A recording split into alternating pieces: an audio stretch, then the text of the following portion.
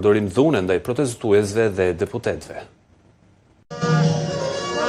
Uragani më i fuqishëm, kështu e cilësoi Sali Berisha protestën e 17 prillit. Në një komunikim me qytetarët në mediat sociale, lideri demokrat tha se qeveria është merruar nga tobimi opozitës, por akuzoi policin për dhun ndaj protestuesve, që sipas tij ishin paqësar. Dënoi me forcën më të madhe dhunën ndaj protestuesve dhe dhunën e hapur të programuar ndaj drejtuesve kryesor të Partisë Demokratike dhe deputetëve të kësaj partie, të cilët ishin absolutisht që të gjithë në protestën më paqësore.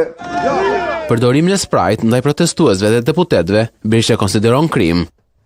Kjo është policia e parë në botë që përdor sprajin e ariut kundër qytetarëve dhe protestuesve.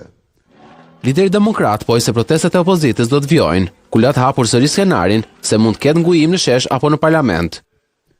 Kjo është një nga format më të shkëlqyera të protestave që ti sugjeron, ju siguroj se në këtë betejë ne do konsiderojmë të gjitha format e protestave. Strategjia dhe mund të ndryshojë, por protestat do vazhdojnë.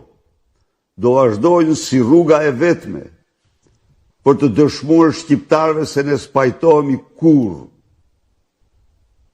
As nuk trememi, as nuk fiksohemi, as nuk mposhtemi, dhe nuk pranojmë kurrë qëndrimin e kësaj organizate kriminale ndaj shqiptarëve. Berisha paralajmëroi padipenale ndaj policisë, pasi akuzon për përdorim dhune ndaj protestuesve.